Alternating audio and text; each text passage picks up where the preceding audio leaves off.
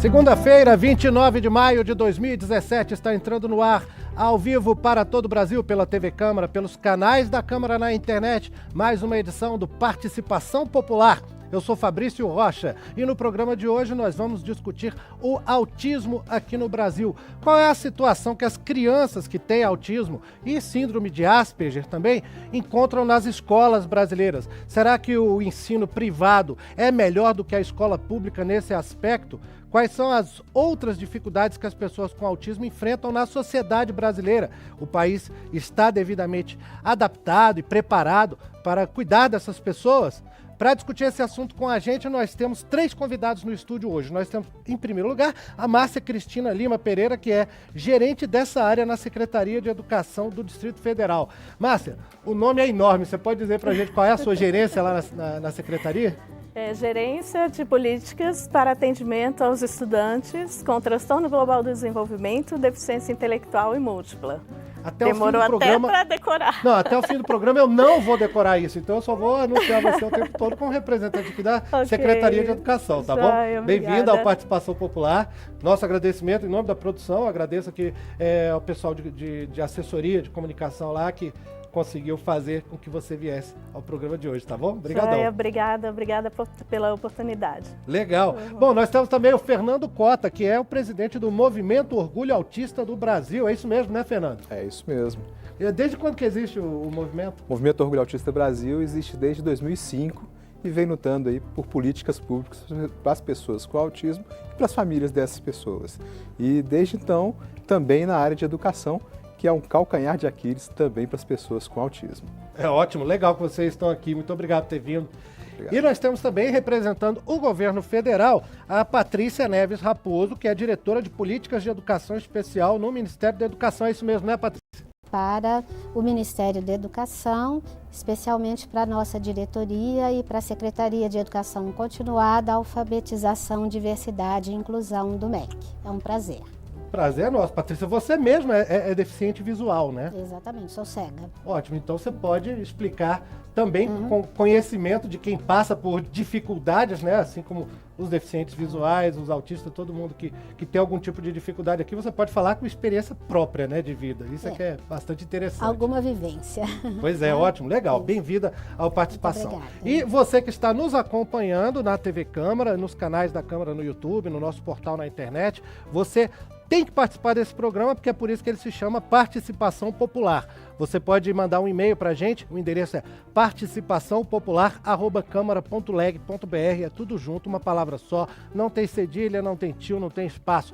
participaçãopopular@câmara.leg, de legislativo.br. Você também pode mandar para a gente uma mensagem pelo Twitter, né? Se você é usuário do Twitter, na internet, também pode mandar uma mensagem com o nosso nome de usuário, @participaçãopop. Também uma palavra só, não tem cedilha, não tem espaço, @participaçãopop. E você pode mandar para a gente uma mensagem pelo WhatsApp. Todo mundo praticamente que tem celular hoje tem o WhatsApp instalado, então é fácil de mandar mensagem. O nosso número é com o DDD de Brasília, né? 61 996 20 2573. 61 996-20-2573.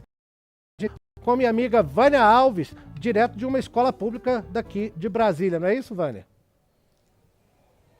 É isso, Fabrício. Boa tarde para todo mundo em casa, todo mundo aí no estúdio. Nós estamos aqui que tem transtorno do espectro do autismo. Opa, volta a falar com a Vânia Alves, que está lá ao vivo, como você está vendo, e televisão ao vivo tem esse tipo de problema mesmo. E qualquer canal é assim. Bom, antes de nós começarmos o nosso papo, eu quero mandar um abração muito especial para o apartamento também. A Aurilene Dias, fazendo aniversário, ela é de Sobradinho, no Distrito Federal. Beijão, Aurilene, a mãe do Kaique. A Luciana Oliveira e a Larissa Jansen também de Biraiaras e Uruguaiana, no Rio Grande do Sul, e Ourém, no Pará. A todos os habitantes dessa cidade, um abração muito especial. Espero que estejam com a gente aqui nessa Participação Popular para discutir a questão do autismo. Antes que tem autismo, o que eles exigem de tratamento especial nas escolas? As características principais, fundamentais, são problemas. A necessidade não dá para se dizer assim sobre um padrão de respostas adequadas para dentro da escola, porque o transtorno do espectro do autismo, como o próprio nome já diz, é um transtorno de estudantes para ofertar o melhor tipo de atendimento possível. Ou seja, é preciso haver uma espécie de diagnóstico ali, que indique melhor o grau, né, de autismo. Atender a cada um na sua dificuldade específica. Fernando Cota, você que é presidente do Movimento Orgulho Autista do Brasil, como que pelo que eu li a respeito, o diagnóstico ainda é uma coisa que não é tão precisa, não tem um exame que seja definitivo, que mostre que a pessoa tem isso. Quais são os Então, o sujeito autista, ele tem características próprias que as diferenciam das outras pessoas. E claro que o olhar técnico, o perito para isso, não é o professor do corpo de forma pendular, o balançar das mãos, né? Pessoas que sorriem sem motivos muitas vezes não aparentes ou choram, muitas vezes são confundidos com pessoas peculiar, por exemplo, preferem enfileirar carrinhos ou rodar as rodinhas do carrinho da bicicleta do que andar na bicicleta, do que empurrar o carrinho. Então, na realidade, são uma gama de vamos dizer assim, está fazendo de forma tão bem hoje, que é fazer chegar a informação aos lares, né, dessas pessoas. Você tem normalmente um sujeito que nós fazemos um programa que chama Blitz do Autismo, tá? As características dessas pessoas. E nós recebemos muita gente que nos retorna falando, puxa, eu acho que fulano é aquele estranho, aquele vizinho estranho, aquele parente, aquele primo, ele é mais ou menos por aí. Ele até, por exemplo, também, que é uma característica do autismo, aí levantar o sinal de alerta, procurar o especialista e aí saber se de fato é autismo, se não é, ou se vai ser encaminhado para terapias específicas. Tem algum parente com autismo, filho, sobrinho, alguém? Eu tenho um filhão de 19 anos, que é quem me fez vir para essa luta, né, e que a gente conseguiu o diagnóstico por volta de 3 anos de idade. 3 anos? Isso, 3 anos. O que foi que você observou assim que te levou a procurar um médico para saber se aquilo era autismo? O que foi que você notou como pai? A gente fala de pai, mas normalmente são as mães, na verdade, as mulheres, não é? E as estereotipias, né, fazia barulhos muito peculiares, né, em vez de falar as palavras sempre, fazia barulhos muito peculiares, e até hoje tem alguma coisa assim nesse sentido, tinham dificuldade de saber. A primeira pessoa que você leva é quem? O pediatra, né, é o médico pediatra. E os médicos, mas isso é a idade, isso é essa coisa toda. Agora, os próprios médicos, então, têm uma dificuldade. É por causa dessa dificuldade de você não ter um exame ainda de sangue, não ter um exame patológico, não ter um exame de imagem ainda para diagnosticar essas pessoas, né? Para quem tem essa oportunidade, né? E nós conseguimos, enfim, o diagnóstico desse filho, por conta dessas peculiaridades dele, que são comportamentos muito característicos. E aí depois... Interessante, realmente, o depoimento de alguém que sentiu isso na família, né? Sem dúvida. É uma experiência interessante de trazer para o programa. Patrícia Raposo, Ministério da Educação. Nesse sistema que a gente tem percebido aqui no Brasil, que o Estado, né, não é nenhuma coisa de governo, mas parece que o Estado brasileiro tem optado pela educação inclusiva, né, pela chamada, entra o Ministério da Educação, o governo federal nisso. Bom, é uma responsabilidade compartilhada, né? O Ministério da Educação tem a responsabilidade de fazer o seu trabalho pedagógico adequado com as características do seu grupo de alunos, né? A escola como um todo tem também responsabilidade, né? A forma dessa capacitação, né? Como isso vai ser desenvolvido em cada sistema de ensino, porque são peculiaridades, né? Não funciona da mesma forma na Bahia, tem autonomia para fazer. E existem os programas do Ministério da Educação, dentro da Diretoria de Políticas de Educação Especial, modalidade transversal de educação escolar. Isso significa que ela integra as ações que os sistemas de ensino vão ao sistema de ensino, ela integra essas ações. E todos os programas visam a esses atendimentos. Por exemplo, nós temos o programa Sala de Recursos Multifuncionais, que proporciona ali o atendimento educacional especializado, né, desenvolvido com a participação conjunta da escola. E de altas habilidades, transporte escolar acessível.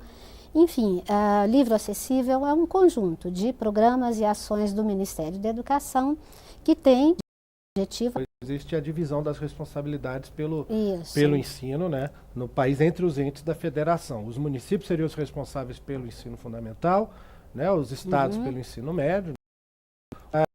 Muitas vezes há um empurra de responsabilidade entre os entes da federação. O município diz que não tem dinheiro, então ele não coloca gente na escola lá do jeito que deveria, o estado diz que não é com ele, o governo está o atendimento em estados e municípios. Eles estão fazendo suas partes também nesse aspecto? Sim, bom, a questão é que o MEC, né, proporcionados aí a oferta encaminhada aos sistemas de ensino, estados, municípios e DF. Esses estados, de acordo com suas necessidades, vamos supor, Distrito Federal, né? Então, ele vai escolher e organizar, são as formas que são de responsabilidade dos estados, municípios e do DF, organizarem como é isso que você disse, não temos capilaridade para atender pontualmente cada município, 5.000 e tantos municípios, tantos estados, então o que são áreas importantes para a capacitação. Por exemplo, nós estamos agora com cursos de formação sendo iniciados no próximo mês. Teremos cursos do atendimento educacional especialista, curso novo, que é o letramento para pessoas com deficiência. Agora, esse curso é de âmbito nacional? De âmbito nacional. Eles são feitos por um sistema chamado Sisfor, um sistema de estado e municípios, abrem as vagas, a oferta é feita, e aqueles professores, e é claro, né, as secretarias, a gestão da educação no estado, A 416 Sul aqui em Brasília, né, já que nós estamos falando de educação, porque a Vânia Alves parece que já conseguimos restabelecer comunicação com ela. Vânia, manda ver. A escola se prepara para receber um aluno nessas condições? Bom, nós atendemos crianças em categorias diferentes, vamos dizer assim. Nós temos alunos em classes especiais e temos alunos em turmas inclusivas. O aluno que tem autismo, ele é tratado como um aluno normal, como uma outra criança qualquer, ou ele tem uma atenção diferenciada? Como é que é dentro da sala de aula? Como é que isso acontece? Dentro das adequações curriculares que são feitas, tem adequação de material, né, e o tempo para essa criança também tem que ser um tempo maior. O professor tem que disponibilizar um tempo maior para essa criança. E vocês têm um treinamento? Oferece cursos de capacitação pela EAP. Mas nem sempre esses cursos conseguem contemplar todos os professores, porque às vezes o número de vagas é reduzido. Mas existe sim uma capacitação de acolhimento há algum tempo, então não existe uma diferença. As crianças tratam os outros da mesma maneira, eles sabem que o coleguinha tem alguma coisinha diferente, mas não... Vânia, valeu. Na hora que você quiser, é só avisar então, né? Se a gente não tiver mais nenhum problema de comunicação, a gente volta com ela ali. Olha só, já chegou uma pergunta interessante para a gente, da Patrícia Lemos, de Itajubá, Minas Gerais. Tiveram esse problema e tal, não sei o quê. E ela fala assim, que todas as síndromes que têm o autismo associado, os portadores são rotulados de autista e colocados no mesmo patamar, e se esquece do indivíduo. No mesmo tipo, né? Na mesma caixa aqui, então ficou parecendo uma sigla, não sei. Síndromes raras, e aí se esquecem da síndrome e tratam todos como autista comportamental. A quem de direito. Porque o que acontece é que, infelizmente, esse tipo de conceito ele não pode ser engessado. Ele é muito mais dinâmico, cada sujeito é diferenciado.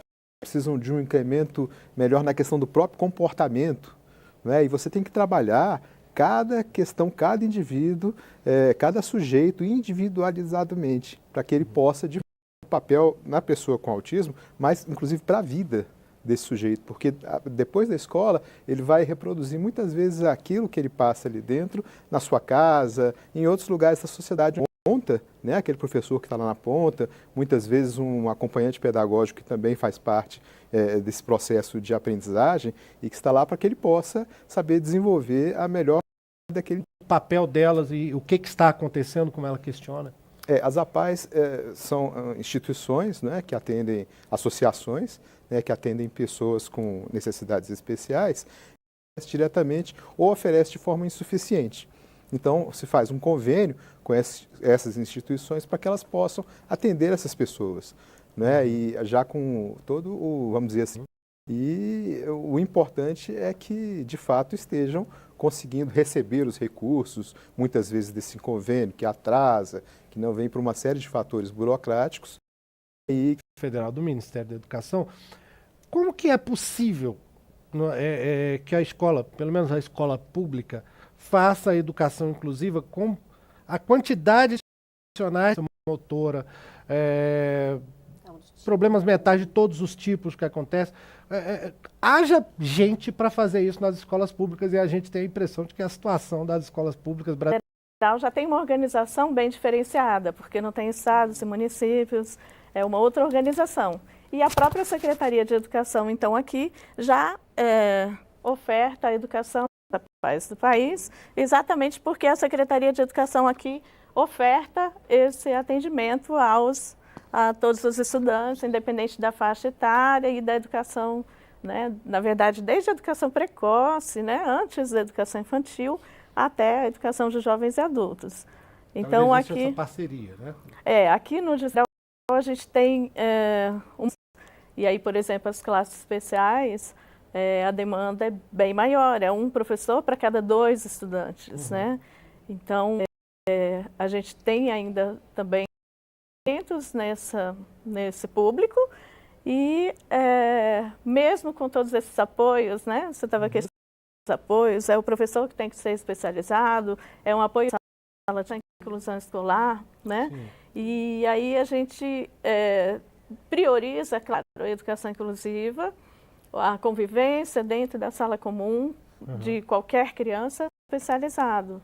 Então, a gente mantém essas ofertas meio também de leis distritais. Então, realmente a demanda é grande. O programa que o deputado, delegado Francisquini, do Paraná, está com a gente no telefone. Deputado, o senhor está ouvindo bem?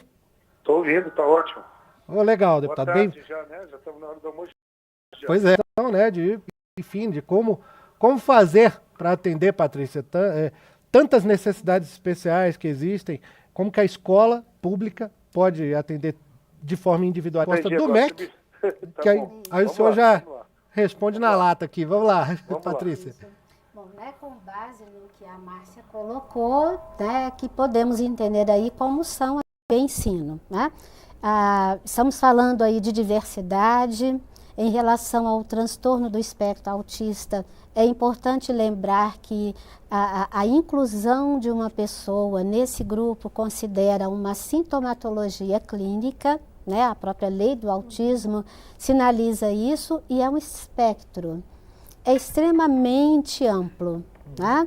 É preciso considerar essas questões, porque aí nós vamos pensar em mais do que especificidades, em uma singularidade desse sujeito, que pode ter alguma questão em relação mais ou menos na fala, na comunicação, na interação social, no seu timing social, né? Então, são questões amplas, né? E aí envolvendo os demais alunos da educação especial, né? Como atender eficazmente, né? Alunos com deficiência visual, com altas habilidades, surdez, deficiência auditiva, deficiência intelectual, múltipla, física, né? Enfim, é um grupo e outros, né?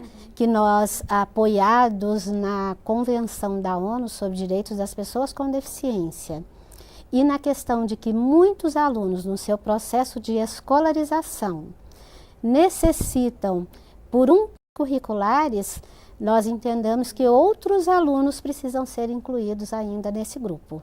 Tá? Ainda falta profissionais, talvez, para isso tudo também, né? Não, falta realmente definir esse público. Estamos com um grupo de profissionais estudando essa questão. Qual é o público da educação especial? Por exemplo, falamos de crianças e adolescentes com dislexia, um transtorno do déficit de atenção e hiperatividade, né? Que alguns estados assumiram a responsabilidade de atender, mas a atual política de educação especial não tem esse grupo incluído. É um trabalho amplo, né, de discussão que nós precisamos fazer, estamos fazendo, que envolve uma integração muito importante da área da educação e da saúde. Tá? Tá certo, Então, Patrícia. é preciso, só completando, em relação aos profissionais, é preciso muito que a capacitação seja estimulada, inclusive nós ainda temos uma evasão muito grande de professores. Muitas vezes são abertas 100 vagas e 30, 40 professores concluem os cursos. Está sempre estudando e não por causa de uma deficiência, de um aluno da educação especial, mas por causa da diversidade. Tá? Que é ampla realmente aqui no Muito, Brasil. muito. Deputado Francisquini, o senhor coordena uma frente parlamentar aqui em defesa dos direitos dos autistas, não é isso? E sou pai de uma criança autista maravilhosa de 7 aninhos. Então, tudo que a Patrícia falou e os outros que eu peguei um pedacinho é o que a gente vive no dia a dia dentro de casa. Então, para mim tem sido mais fácil debater e entender sobre inclusão em escola, sobre diagnóstico precoce, quando a gente fala de autismo. E hoje, por eu ter me envolver muito antes, talvez minha bandeira fosse muito focada em segurança pública, por ser delegado da Polícia Federal. Mas hoje, por viver dentro de casa, e muitos pais e mães me procurarem em questão das pessoas com deficiência, a gente acaba tendo, graças a Deus, um plus por você saber o problema vivendo na própria pele da família. Eu acho que a Patrícia é uma profissional gabaritadíssima, sabe o que eu estou falando. Os planejamentos são bonitos. O discurso também, as leis, muitas vezes são perfeitos. Na prática, lá na frente, que é a nossa grande dificuldade. Vou falar só de inclusão em escola. Como é difícil ter profissionais capacitados para poder ser um segundo professor, um auxiliar, para lidar com as crianças do espectro autista. E a doutora Patrícia falou bem, o espectro autista vai desde o grau leve, que talvez mais próximo de uma dislexia, de um diagnóstico acoplado ao autismo, como déficit de atenção, a dislexia, até aquele grave que talvez seja difícil a comunicação. Então, sem a capacitação, sem a sociedade estar imbuída da inclusão, quando eu falo sociedade é pais, mães, escola, os alunos entenderem a diversidade e de como é importante ele conviver com aquele menino ou menina que é diferente dele e que vai ensinar ele a ser um cidadão de bem na vida, porque ele aprendeu a respeitar as pessoas ainda na escola ali dessas diferenças. Então acho que é uma luta enorme que nós temos pela frente, mas eu acho que o governo tem que continuar as campanhas para aumentar a participação, como mesmo disse a Patrícia, dos professores nos cursos de capacitação. Se eu não me engano, ela falou que 30%, 40% de efetividade. Então talvez falte a sociedade se imbuir de trazer uma conscientização maior sobre as pessoas, principalmente essas crianças e adolescentes com algum tipo de deficiência, e quanto é importante para a inclusão na escola os profissionais da área de educação estarem capacitados para entender, de acordo com o tipo de deficiência, o que ele precisa ter de conhecimento ou da forma de lidar. Eu que convivo com o meu, que também tem altos e baixos, é normal no autismo, o meu grau leve, mas eu vi nos Estados Unidos ser tratado como uma questão policial, quando era uma questão de contenção. Para quem entende sabe, quando a criança está numa crise em função do autismo, de ficar agressiva, chutar, xingar, etc. Eu vi um caso nos Estados Unidos há alguns dias atrás que usaram algemas, choque elétrico, de pistola da segurança da escola. Então, acho que nós precisamos mesmo levar informações para as pontas, Fabrício. É verdade, né? A gente pode lembrar que no mundo, há cerca de até 50 anos atrás, ainda havia técnicas daquela cirurgia que se faz no cérebro para cortar partes do cérebro da pessoa como se aquilo fosse resolver alguma coisa. Agora, deputado, o que o Fernando Francisquini, pai, diz para o deputado Francisquini que a frente parlamentar deve buscar aqui no Congresso? Como que o senhor, como pai de uma criança com autismo, como que o senhor vê assim, o que deve ser buscado agora, qual é a prioridade que a frente parlamentar tem que ter aqui dentro? São duas prioridades que eu acho. A primeira agora, eu fui relator da lei sancionada pelo presidente Michel Temer, que criou o protocolo obrigatório no Sistema Único de Saúde, quer dizer, gratuitamente para identificação precoce do autismo e de outros problemas de desenvolvimento psíquicos, nos bebês até os 18 meses. Nós precisamos agora fazer que ela seja efetiva realmente, que a gente tenha, como nos Estados Unidos, um protocolo que o médico pediatra ou no posto de saúde, as crianças possam ter essa identificação para ter o diagnóstico precoce.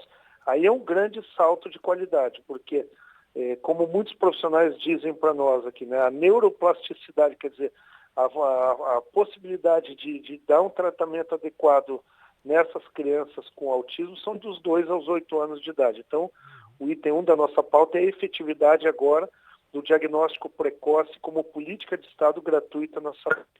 E o segundo vem da inclusão nas escolas. Muitos pais e mães nos procuram falando o seguinte: olha, lá a diretora da nossa escola é pública, ela tem uma boa vontade, ela é querida com a criança, né?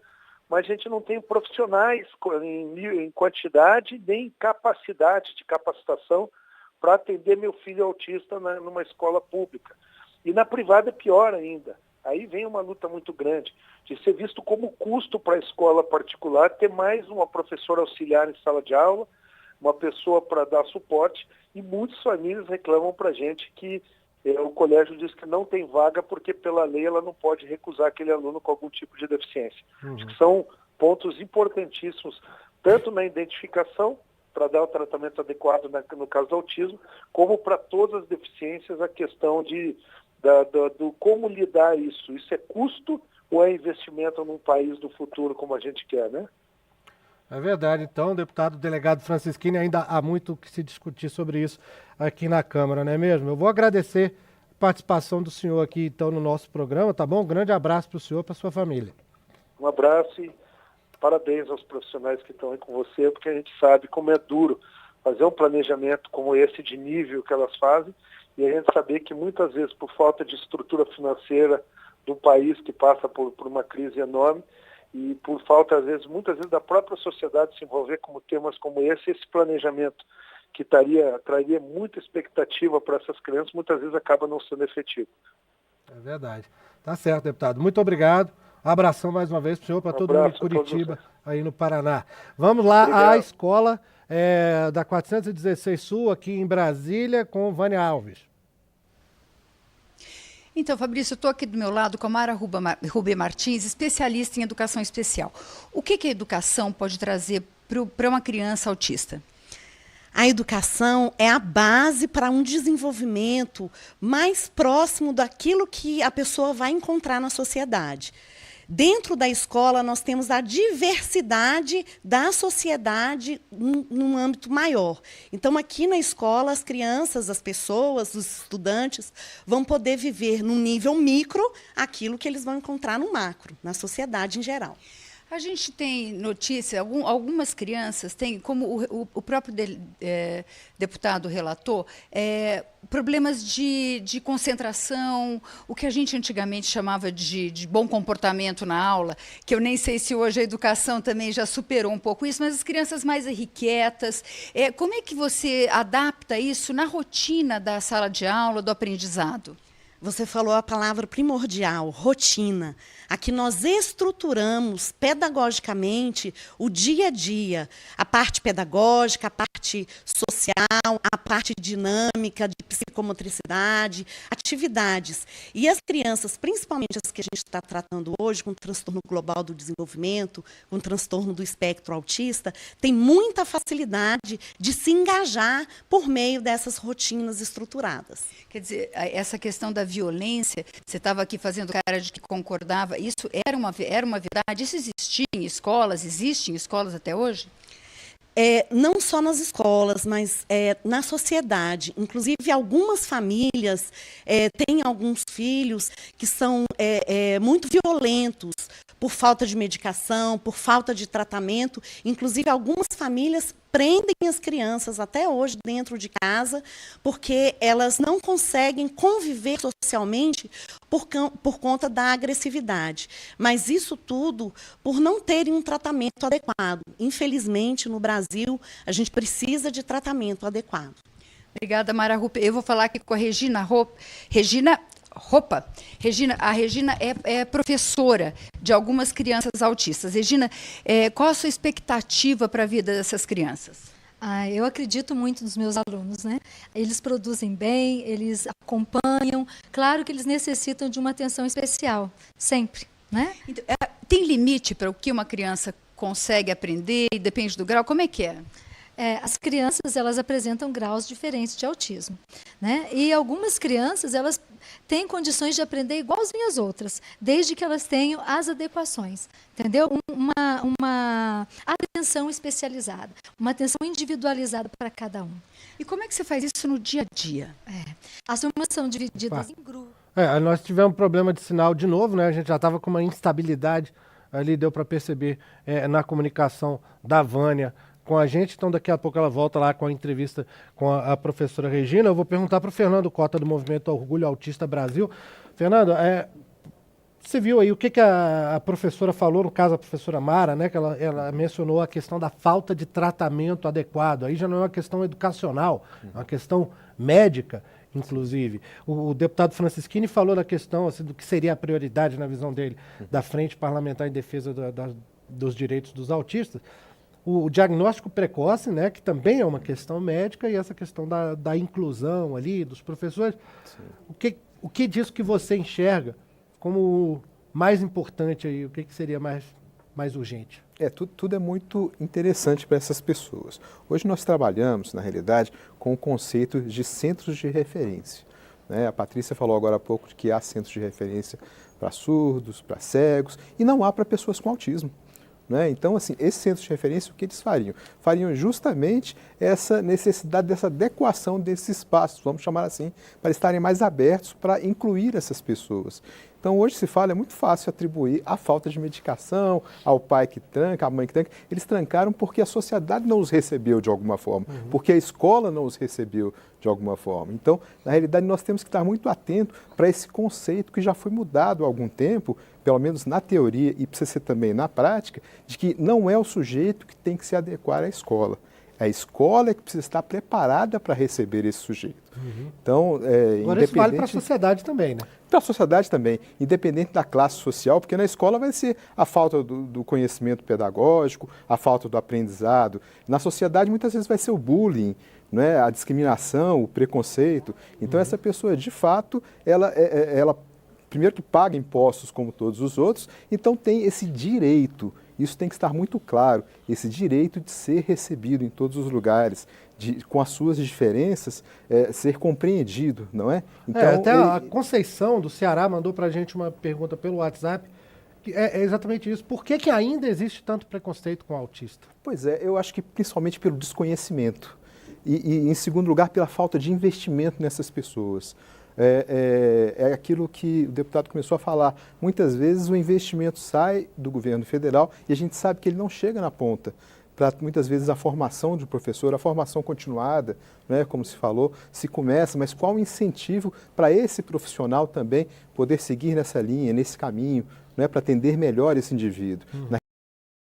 Da sociedade, vai ter uma situação muito melhor de compreensão, às vezes de trabalho, às vezes em outras atividades também, mas o importante é que essas pessoas estejam garantidos a chance, vamos dizer assim, de poder ter, tanto na sociedade quanto na sua comunidade ali, todos os direitos que as pessoas não autistas também têm. Até como a entrevistada da Vânia Alves falou ali na escola agora, a professora, acho que foi a professora Regina já, que falou que as crianças vão aprendendo a deixar esse preconceito de lado, convivendo ali com qualquer outro coleguinha. Vamos voltar, inclusive, lá à escola, porque parece que restabelecemos o sinal, Vânia. Diga lá. Que bom. A gente estava conversando com a professora Regina Roupa quando o sinal caiu. Eu estava perguntando para ela como é que ela faz para fazer as coisas, os alunos progredirem, mesmo com graus diferentes, e como é que se forma uma pessoa para ter esse estímulo. O nosso convidado lá no estúdio falou que os professores também têm que ser estimulados a se especializar. Sim, com certeza. O poder público precisa sempre investir no nosso trabalho, né? A gente tem disposição, tem vontade, quer fazer um bom trabalho, mas precisa da ajuda, sim, precisa do investimento. E a gente considera que isso é responsabilidade também do governo, né? De estar ajudando a gente a se formar, a ter uma boa formação para poder dar um bom suporte para os nossos alunos. Bom, e aqui do meu outro lado tem a Débora de Melo Gouveia. Ela é mãe de uma criança de 5 anos que tem esse distúrbio. E eu queria saber o que você espera, Débora, da escola para o seu filho? O que você espera que a escola dê para ele? Capacidade dele conviver em sociedade, né? Porque, assim, antes dele estar no colégio público, eu coloquei no particular. Então, em relação à inclusão, eu tive muito problema. E, assim, eu sou muito grata a estar no colégio público por causa disso. Ele está na classe TGD, que é a classe especial. E, assim, mas elas são ótimas, as professoras, elas são, assim, elas tentam fazer o melhor, mas eu acho que ainda falta muito do governo. Como, por exemplo, cursos, entendeu? Para formar mesmo, de capacitação, cursos melhores, entendeu? Agora, que tipo de problema você enfrentou quando seu filho entrou numa escola particular? Tudo. Porque, por exemplo, hoje em dia eu acho que esse assunto autismo está muito no auge, assim. Então, todo mundo acha que em qualquer lugar tem inclusão, em qualquer lugar seu filho vai ser aceito. Isso é mentira, desculpa, isso não existe. Então, assim, eu tentei colocar ele em duas creches e elas falaram, não, aqui já tem criança e tal, enfim. Um dia eu cheguei lá, numa hora que não era para pegar, eu vi crianças batendo no meu filho. E ninguém fazia nada, as professoras com o celular na mão. Então, assim, até de falar eu fico meio emocionada, porque para mim foi... Aí eu cheguei para a diretora para conversar, ela falou, mas você tem que marcar horário. Eu falei, para ver meu filho apanhar? Então, assim, isso não acontece no colégio público. Assim, elas são ótimas, são professoras maravilhosas. O colégio inteiro conhece meu filho. Eu fico super alegre quando eu chego lá. Aí todo mundo fala, olha o Dani ali, as crianças, entendeu? Então, assim, isso para mim é maravilhoso, assim. Mas eu acho que falta isso. Por exemplo, ano passado, ele já estava nessa sala. E a professora dele teve que fazer uma cirurgia. Se não fosse o jeito das outras professoras trabalharem, ele ficaria 3 meses sem ir no colégio. E a rotina, como as meninas falaram, ia acabar. O meu filho, hoje em dia, eu posso te falar que ele consegue sobreviver quando tem uma rotina. Eu estou te falando isso porque quando entra de férias, a vida dele fica totalmente bagunçada. Porque a rotina que ele tinha acaba ali naqueles 2 meses. Agora, você imagina, se não fosse pelas outras professoras, que não era problema delas, né? Elas falaram, não, pode trazer. Ele ficaria sem professora. Sabe quando que a regional foi mandar uma professora? 1 semana antes da professora dele retornar para o colégio. Então, assim, eu acho que nada é perfeito, mas eu acho que, assim, em relação à inclusão, sou muito feliz, foi o que eu falei, mas eu acho que o governo deveria, ou a regional, ou do DF, ou, né, federal, eles deveriam dar mais um amparo. Obrigada, Débora. É com você, Fabrício. Valeu, Vânia. Obrigado por ter trazido esse depoimento da Débora, né? A visão de uma mãe que já enfrentou problemas até com o ensino particular. Que bom que alguma coisa a gente vê que a escola pública está melhor do que o ensino privado. Muitas vezes tem uma imagem péssima da escola pública que eu, pessoalmente, não sei a quem interessa essa imagem tão negativa que se faz. Eu fui estudante de escola pública a vida inteira, então eu penso muito nesse assunto. A gente já está chegando no finalzão do programa mesmo, mas eu queria uma explicação muito rápida, um comentário muito rápido, tanto da Patrícia, pelo governo federal, pelo MEC, quanto da Márcia sobre isso aí que a Débora trouxe de questionamento aí, né? Que a escola pública está bem, mas ainda precisa melhorar nesse aspecto. Patrícia, bem rapidinho para a gente encerrar aí, você tem algo a comentar? Bom, eu fico feliz, né, com essa experiência dessa escola pública da 416, que eu particularmente conheço por ser do GDF, e realmente é uma experiência que nós precisamos multiplicar, né? É importante que realmente haja uma capacitação continuada dos professores, um trabalho envolvendo famílias, é muito importante, as organizações parceiras, como foi citado aqui, as APAES e outras, né, estejam participando efetivamente dessa construção, né, coletiva que nós fazemos, que é da política de atendimento da educação especial na educação brasileira. Beleza, Patrícia. Olha, já vou agradecer aqui, né? Já estamos no encerramento do programa. Muito obrigado, então, mais uma vez, por ter vindo aqui ao Participação Popular, a sua presença. Márcia Pereira, Secretaria de Educação do Distrito Federal.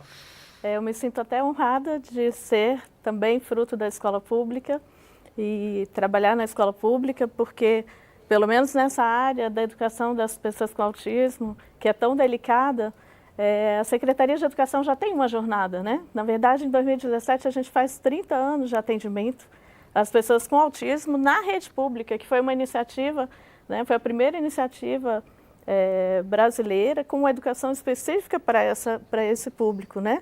Então, isso é fruto de uma jornada mesmo de aprendizado, da convivência, das tentativas, dos erros, né? E a gente gostaria até de aproveitar a oportunidade para parabenizar esses professores, que a gente sabe quais são as limitações, as dificuldades de trabalhar numa rede pública de ensino com relação a material e a outras questões de apoio, né? E que, mesmo assim, exercem, né, com dignidade, com eficiência e com brilhantismo mesmo a educação dessas pessoas com autismo. É um trabalho de amor mesmo, né? Agora, tem alguma possibilidade aí, pelo menos a médio prazo, você poderia dizer, de alguma outra forma de estímulo, como foi levantado aqui no programa? Isso é muito difícil a negociar? Na verdade, assim, a minha responsabilidade na gestão é com a parte pedagógica, né?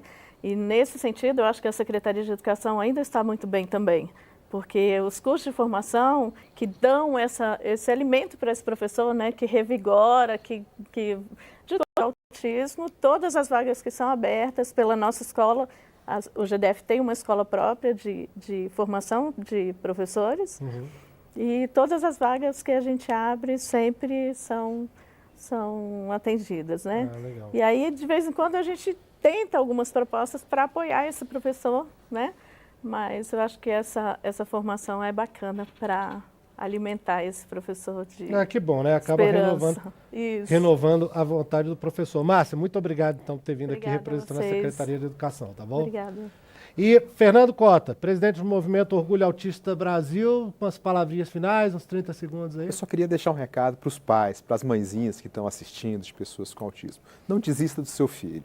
Se por acaso a escola recusou esse indivíduo, ou está atendendo que não seja contento, e se você, como foi falado aqui, ainda está com esse sujeito preso em casa, vá atrás. Você é a chance desse indivíduo melhorar. Então procure a associação da sua cidade, procure aí a própria escola, se não resolver, a Secretaria de Educação, e aí Ministério Público, Justiça, mas não esqueça, não desista do seu filho. Legal, você tem um endereço aí na internet para passar do movimento? www.orgulhoautista.org. Orgulhoautista.org. Todos nós temos o direito de ter orgulho dos nossos filhos, Fabrício. Legal, Fernando. Ótimas palavras para a gente encerrar esse programa. Muito obrigado por ter vindo. Muito obrigado a você que nos acompanhou nessa edição do Participação Popular. Eu quero lhe convidar para o programa da próxima segunda-feira, ao vivo, 13h, na TV Câmara, nos canais da Câmara na internet, no YouTube também, em que nós vamos discutir os agrotóxicos, os efeitos deles, as propostas que existem no Congresso para liberar mais produtos para o uso como agrotóxicos, até a proposta de criação de uma agência nova no governo para cuidar desse assunto. E, enfim, a nossa comida é perigosa hoje, ou pode vir a ficar perigosa. Então esse é o assunto do próximo Participação Popular, ao vivo na segunda, 13h. Muito obrigado pela sua audiência. Eu sou Fabrício Rocha. Um grande abraço. A gente se fala, a gente se vê. Tchau.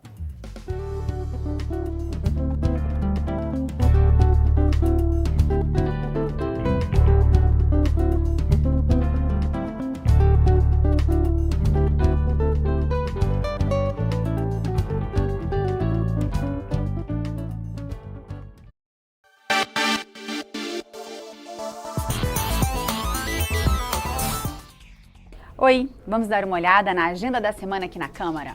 Mais uma tentativa de votar o projeto que convalida as isenções de impostos que os estados usam como arma na guerra fiscal. Pela proposta, as atuais isenções valem por até 15 anos, mesmo